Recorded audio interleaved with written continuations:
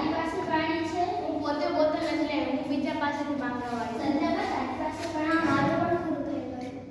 બંને તારી પાસે પાણી પાસે છે પણ મારો મીઠો થઈ ગયો છે.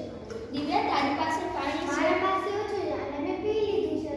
તો આપણી પૃથ્વી પર 72% ખારું પાણી છે અને 3% પીવાલાયક. મેં જોયું કે મારી શાળામાં બાળકો હોળીના તહેવારમાં બહુ પાણી વેસ્ટ કરતા હતા. એમને પાણી વેસ્ટ કરવું ન જોઈએ, કેમ કે પછી કોઈને પાણી પીવું હોય તો તે કેવી રીતે પીશે અને તે વધુ વખત પણ નહીં જીવી શકે. એટલે જ કહેવાયું છે કે જળ એ જ જીવન છે અને વિશ્વ જળ દિવસ 22 માર્ચે રોજ ઉજવાય છે. પાણીના કેટલા ફાયદા છે? તે ખેતી માટે વપરાય છે, તે આસપાસ માટે વપરાય છે, ઉદ્યોગોની અંદર પણ પાણીનો ઉપયોગ થાય છે.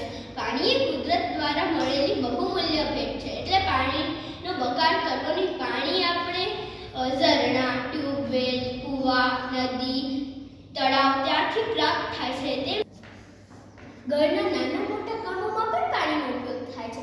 જ્યારે આપણા મમ્મી શાકભાજી કે ફળ લાવે તેને ધોય છે તો આપણે એ પાણીને વેસ્ટ કરવું ન જોઈએ, બલ્કે એને કોઈ છોડને અથવા ઘરમાં કાંઈ સાફ કરવું તેમાં ઉપયોગ કરી શકીએ છીએ. અથવા આપણે જો વાસણ ધોઈએ એનું પાણી બચે તો આપણે એને વેસ્ટ કોઈ દી ન કરવું ખપે. એનાથી આપણા ઘરમાં પોતા પણ થઈ શકે. જે વોશિંગ મશીનનું પાણી એનાથી આપણે ચોકડી, બાથરૂમ એ સાફ કરી શકીએ છીએ. એટલે આપણે પાણીના ઘણા ફાયદા છે. જો આપણા દેશમાં પાણી નહીં હોય તો આપણે વધુ સમય જીવી જ નથી શકતા. એટલે પાણીનું મહત્ત્વ બહુ જ છે. અને જ્યારે વરસાદ આવે ત્યારે જો આપણા શેરીમાં કે પાણી આવ્યું ન હોય તો આપણે તેમાંથી જરાક પાણી ભરી લેવું જોઈએ. તેથી આપણે પાણીથી આપણે નાના મોટા કામ પણ કરી શકશું. આપણે એક વખત પાણી લેશું એના ઘણા ફાયદા છે. આપણે ઘરમાં કામ કરી શકીએ અથવા ક્યાંય આપણે કોઈ તરસ્યું હોય તો તેને પાણી પણ પાઈ શકીએ છીએ.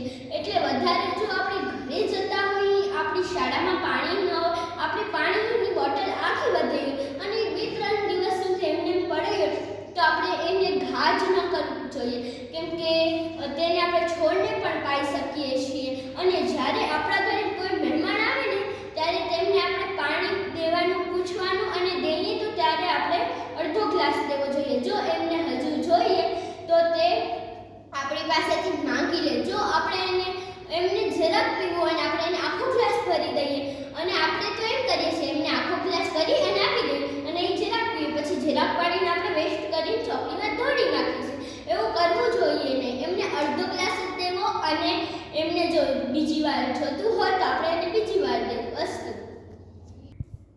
આપણી દુનિયામાં 97% ખારું પાણી છે અને 3% પીવાલાયક પાણી છે. જે આપણને શામાંથી મળે હું તમને કહીશ. નદી, તળાવ વગેરેમાંથી સારું પાણી મળી શકે છે. આજે હું તમને પાણીની સમસ્યાઓનું નિવારણ કેવી રીતે કરવું એ કહીશ. આપણે પાણીનો ઓછામાં ઓછો ઉપયોગ કરવો જોઈએ. જ્યાં પાણી આપણે નળ ખુલ્લા જોઈએ એ નળ આપણે બંધ કરવા જોઈએ. નદીઓ, તળાવોમાં કચરો ન ફેંકવો જોઈએ અને પાણી જેવા તહેવારો એટલે કે હોળી એવા તહેવારોમાં પાણીનો ઓછામાં ઓછો ઉપયોગ કરવો જોઈએ. પાણીનું મહત્વ. પાણી ફક્ત માનવ માટે જ નહીં, પશુ, પક્ષી, જીવજંતુ અને વનસ્પતિ માટે પણ ઉપયોગી છે.